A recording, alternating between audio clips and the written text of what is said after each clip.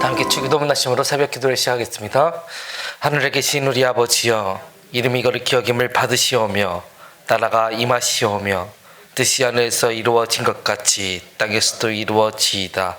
오늘 우리에게 일용할 양식을 주시옵고 우리가 우리에게 죄 지은 자를 사하여 준 것 같이 우리 죄를 사하여 주시옵고 우리를 시험에 들게 하지 마시옵고 다만 악에서 구하시옵소서.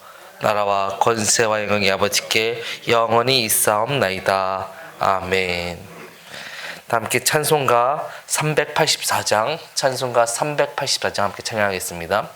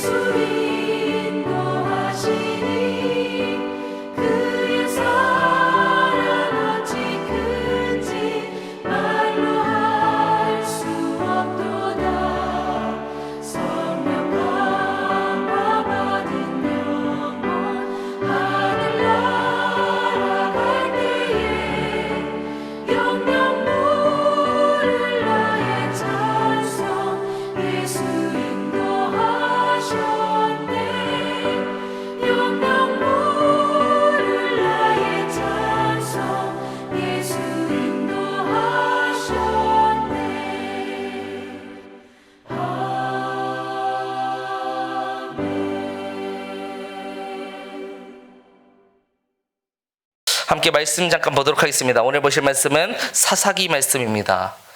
사사기 6장 1절부터 6절까지의 말씀입니다. 사사기 6장 1절부터 6절까지 말씀 같이 한 목소리로 봉독하겠습니다. 시작. 이스라엘 자손이 또 여호와의 목전에 악을 행하였으므로 여호와께서 7년 동안 그들을 미디안의 손에 넘겨주시니 미디안의 손이 이스라엘을 이긴지라. 이스라엘 자손이 미디안으로 말미암아 산에서 웅덩이와 굴과 산성을 자기들을 위하여 만들었음에 이스라엘이 파종한 때면 미디안과 아말렉과 동방 사람들이 치러 올라와서 진을 치고 가사에 이르도록 토지 소산을 멸하여 이스라엘 가운데 먹을 것을 남겨두지 아니하며 양이나 소나 나귀도 남기지 아니하니 이는 그들이 그들의 짐승과 장막을 가지고 올라와 메뚜기 떼같이 많이 들어오니 그 사람과 낙타가 무수함이라. 그들이 그 땅에 들어와 멸하려 하니 이스라엘이 미디안으로 말미암아 궁핍함이 궁핍함이 심한지라. 이에 이스라엘 자손이 여호와께 부르짖었더라. 아멘.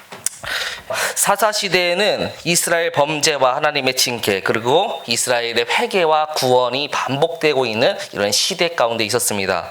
이스라엘 백성들이 하나님을 온전히 신뢰하지 못하고 하나님 앞에 악을 행하면서 나아갔던 그런 자리가 바로 이 사사시대의 자리였습니다.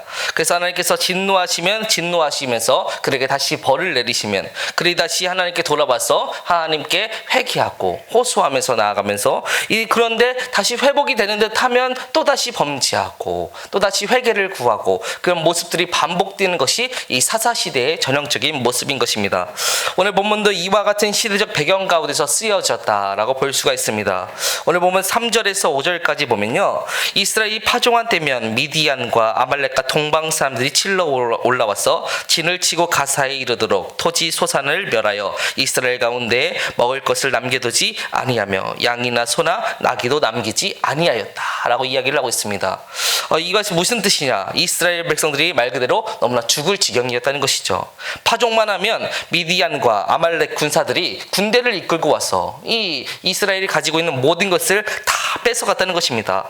먹을 것 하나 남겨두지 않고 다 뺏어가니까 이 궁핍함이 얼마나 심했겠습니까? 그래서 오늘 본문 6절에서는 이러한 이스라엘 상황을 두고 이스라엘이 미디안으로 말미암아 궁핍함이 심한지라 라고 이야기를 하고 있습니다. 그런데 조금 더 깊게 생각해 보면 이러한 모습이 참 우리의 모습과 닮아 있지 않은가 하는 생각을 해보게 됩니다. 이 그리스도인이라면 모두 하나님께 하나님이 말씀하신 이 풍성한 복을 누리면서 나아가야 되는 것이 당연한 섭리의 원칙인데, 그런데 우리는 교회에 나와서 이제 하나님께 예배를 드리면서 나가고는 있지만 우리 가운데 영적인 풍성함이 얼마나 있는지에 대해서는 다시 한번 더 생각해 볼 필요가 있다는 것이죠. 하나님께서는 우리에게 복을 주시겠다라고 말씀하셨습니다. 이 특별한 복, 신령한 복, 하늘의 복을 우리에게 주시겠다라고 말씀하셨습니다. 이 하나님의 약속은 그렇게 풍성함 그 자체라는 것입니다. 그런데 우리의 모습은 이런 풍성함과는 전혀 상관없는 대로 관련 없이 살아가고 있는 것 같은 모습을 보일 때가 너무나 많다는 것입니다. 요즘에 교회는 이 영적 빈곤을 호소하고 있습니다. 이 교회 가운데서 기도의 시간이 줄어들고 있다는 것이죠. 예배가 점점 사라지고 있고 이 기도가 점점 없어지고 있고 우리 가운데서 이 영적인 가난함이 점점 더 나타난다는 것이죠.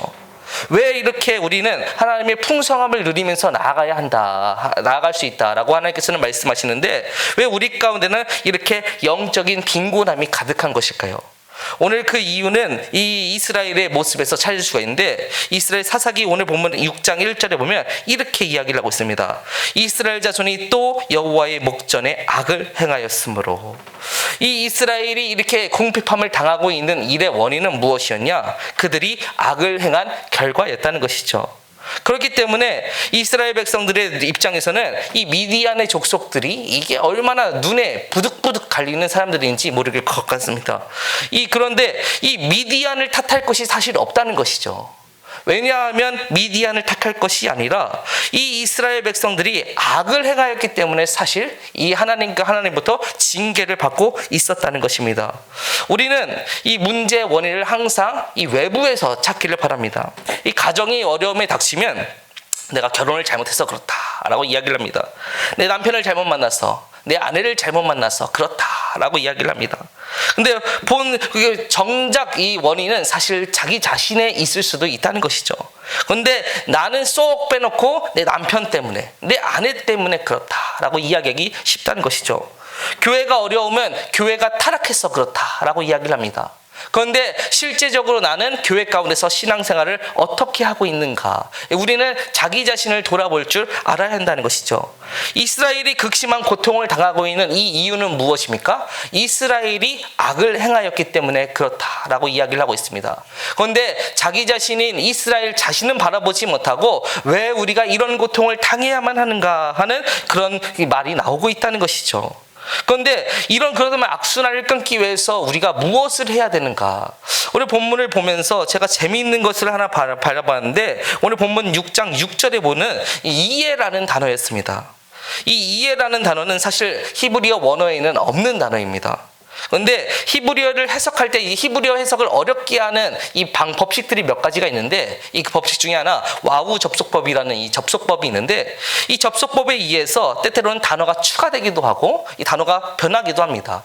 그런데 오늘 본문에서는 이 법칙에 의해서 이해라는 이 단어가 삽입되었습니다.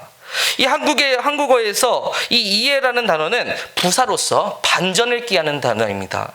이것이 무슨 뜻이냐? 이 이스라엘이 반전이 있었다는 것이죠. 이 악을 행하던 이스라엘의 자리 가운데 반전이 있었기 때문에 그 행하는 모든 일 가운데서 하나님을 향해서 나아갈 수 있는 악순환을 끊는 일이 생겼다는 것입니다. 오늘 본문 1절을 보시면요, 이스라엘 자손이 또 여호와의 목전에 악을 행하였으므로 라고 이야기를 하는데, 6절을 보면 이스라엘 자손이 여호와께 부르짖었다 라고 이야기를 하고 있습니다. 악을 행하였다. 그런데 여호와께 부르짖었다. 사실 매칭이 잘 되지 않습니다. 잘 이어지지가 않습니다. 그런데 이것을 이어주는 한 가지 단어가 있는데, 그것이 바로 이해라는 이 단어였다는 것이죠. 이 성질이 완전 다른 이 두 문자를 정확하게 이어주는 이 단어가 바로 이해라는 것입니다. 이 이해라는 단어는 반전을 이야기하는 것입니다. 반전이 우리 삶 가운데서 있어야 한다는 것이죠. 근데 이 이해가 가지는 특징이 한 가지가 더 있습니다. 이 이해가 가지는 특징은 무엇이냐?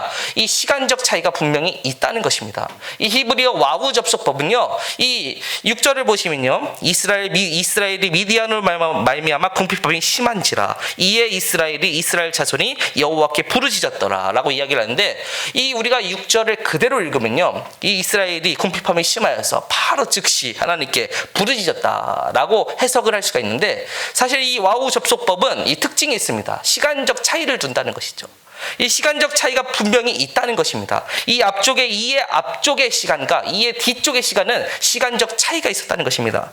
그 시간적 차이를 어떻게 알 수 있냐? 오늘 본문 1절을 보시면 알 수 있는데요, 1절을 보시면 이스라엘 자손이 또 여호와의 목전에 악을 행하였으므로 여호와께서 7년 동안 그들을 미디안의 손에 넘겨주시니, 7년 동안 그들이 하나님을 떠나 있었다는 것이죠. 이 시간적 차이가 바로 7년이라는 시간 동안 그들이 하나님을 떠나 있었다는 것입니다. 그런데 이 구절을 그냥 우리가 이렇게 읽고 넘길 수도 있을 것 같습니다. 7년 동안 그들이 고통의 세월을 보냈구나. 하지만 이 7년이 그렇게 보면 고작 숫자에 불과한 시간이지만, 우리가 영안을 열고 이 단어를 바라보면 7년 동안 그들은 반전을 꾀하지 못하고 하나님으로부터 이해를 발견하지 못하고 이 반전이라는 신앙적 반전을 이끌어가지 못하였던 그들의 삶의 모습이 있었다는 것입니다. C.S. 루이스는 고난을 두고 이런 이야기를 했습니다. 고난은 사실 변장하고 찾아온 하나님의 축복이다. 근데 고난이 정말 하나님의 축복인가요, 여러분? 고난이 정말 하나님의 축복인가? 이것은 자세히 한번 더 들여볼 필요가 있다고 생각이 듭니다. 고난이 정말 하나님의 축복인가? 이 우리 삶 가운데서 어떤 며느리가 있다고 생각해 봅시다. 이 며느리가 이 시어머니로부터 굉장한 고통을 당하고 있었습니다. 그러면 이 며느리는 마지막에 이 영적인 충만함을 얻어서 풍성하게 될 것인가요? 그것이 꼭 아닐 수도 있죠. 왜냐하면 이 그저 고난 가운데서 아무것도 발견하지 못하고 그냥 불평불만만 하다가 끝날 수도 있는 삶이기 때문인 것입니다. 근데 고난이 정말 하나님께서 부어주시는 변장된 축복이다라는 것을 깨닫기 위해서는 우리에게 정말 중요한 자리가 있는데, 그것은 이해를 찾아야 된다는 것입니다. 이해를 찾을 때 우리는 하나님께서 이 고난을 주신 이유를 발견할 수 있고요, 그리고 이 고난을 통하여서 우리가 나아가야 될 길을 발견할 수 있다는 것입니다. 세상 가장 억울한 것이 무엇이냐? 고통은 고통대로 다 당하면서 이 7년 동안이라는 범주에서만 계속 갇혀 살아가고 있는 것입니다. 고통은 고통대로 다 누리면서 살아가고 있는데 이해를 발견하지 못하여서 하나님께 나아가야 되는 신앙의 반전을 꾀하지 못하여서 그냥 고통 속에 머물러서 살아가고 있는 것이 정말 억울한 인생이라는 것이죠. 근데 우리가 억울한 인생이 아니기 위해서는 무엇이 필요하냐? 이 이해라는 삶의 망치가 필요하다는 것입니다. 이해라는 모습으로 우리의 삶을 깨트리고 우리의 삶이 정말로 하나님께 도전하여서 나아갈 수 있다, 하나님을 바라볼 수 있다라는 믿음을 획득해야 한다는 것이죠. 우리가 찬바람을 맞으면서 새벽 예배에 이렇게 함께 하나님과 동행하면서 나아가고자 하는 이유가 무엇인가요? 피곤을 무릅쓰고 우리가 이 아침을 깨우면서 이 기도회에 나와서 기도하고 있는 이 이유가 무엇일까요? 바로 이 이해라는 하나님의 성리 신앙의 반전을 꾀하기 위한 것이 아닐까 싶습니다. 여러분, 오늘 이 시간을 나아가시는 여러분들의 삶의 자리가 이런 이해의 반전을 깨트리는 자리가 되기를 바라겠습니다. 우리의 삶 가운데서 하나님이 부어주시는 온전한 이해의 반전이 있어야 할 것입니다. 이 이해의 반전이 있으면 우리의 삶은 주님을 향하여서 경건하게 더욱더 나아갈 수 있고, 주님을 향하여서 주님이 주시는 참된 축복이 무엇인지를 발견할 수 있게 될 것입니다. 하지만 이 이해를 발견하지 못하면 우리의 삶은 그저 그런 이 이스라엘 사람들이 하나님의 이해를 발견하지 못했던 이 7년의 삶과 동일할 수밖에 없다는 것이죠. 그저 그렇게 살아갈 것이냐, 너희들의 삶이 그저 그렇게 머물 것이냐에 대해서 하나님께서는 우리에게 신앙의 반전을 발견하기를 허락하고 계십니다. 그것이 바로 이해의 신앙이라는 것입니다. 여러분, 그러므로 오늘 이 새벽의 자리 가운데서 이 이해의 신앙을 더욱더 발견하시는 여러분들이 되시기를 바라겠습니다. 그래서 우리가 비록 지금의 상황은 어려울지라도 하나님께서 부어주실 이 축복을 바라보면서, 하나님이 부어주실 놀라운 은혜를 바라보면서 나아가는 신앙의 여정이 되시기를 바라겠습니다. 그것을 위하여서 함께 기도하시고 그것을 통하여서 주님께서 부어주시는 예배의 참된 회복을 이뤄가시기를 바라겠습니다. 마지막으로 한 말씀만 더 하겠습니다. 제가 청년들과 예배를 하면서 예배 때 항상 느끼는 것이 있습니다. 예배 때 정말 중요한 것은 무엇이냐? 예배 때 정말 중요한 것은 예배 찬양을 부르면서 청년들이 저에게 가끔 이런 얘기를 할 때가 있어요. 목사님, 찬양을 부르다 보니까 가슴속에 뜨거운 것이 생겼습니다. 찬양을 부르다 보니까 가슴속에 뜨거운 것이 움틀거리는 것을 보았습니다. 그런데 예배를 드리다 말씀을 듣다가 저에게 가슴속에서 움틀거림이 생겼습니다. 그런데 정말 중요한 것은 무엇이냐? 이 움틀거림으로 끝나서는 안 된다는 것이죠. 움틀거림으로 끝나는 것이나 참된 신앙의 깨달음을 얻어야 할 것입니다. 그 깨달음은 신앙의 반전을 꾀하는 깨달음인 것입니다. 내가 정말 신앙의 깨달음을 얻어서 내가 무엇을 해야 될지, 내가 어떤 일을 해야 될지 우리는 깨달아서 나아가야 될 것입니다. 그렇게 될 때 우리는 참된 신앙의 자리로 들어갈 수 있게 될 것입니다. 그러므로 이해의 신앙을 발견하셔서 참된 신앙의 깨달음을 발견하시고 이를 통하여서 정말 깊숙한 신앙의 자리로 들어가시는 여러분들의 삶의 자리가 되기를 축원하겠습니다. 우리 이 시간 말씀을 붙들고 또 담임 목사님의 능력 목회를 위해서 주여 한번 부르시면 통성으로 기도하겠습니다.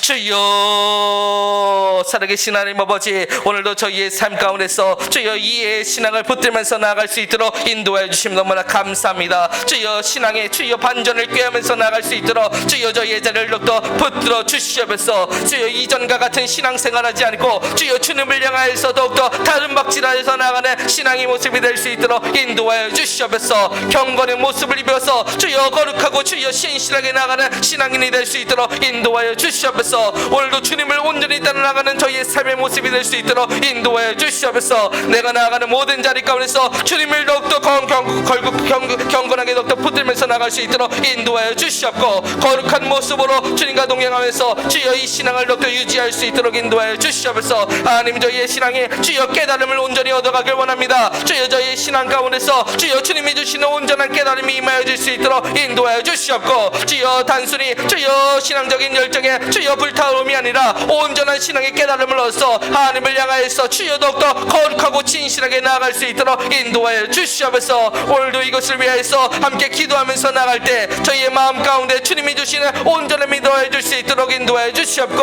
하나님과 동행하면서 나가는 참된 깨달음이 더해지는 시간 될 수 있도록 인도하여 주시옵소서. 주여 라카라베라 주여 라스카베스카라베 주여 라카라베라 주여 라스카베스카라베 주여 라카라베라 주여 라스카베스카라베 주여 라카라베라 주여 주여 라카라베라 주여 라스카베스카라베 주여 주여 라스카베스카라베 주여 라스카베스카라베 주여 라스카베스카라베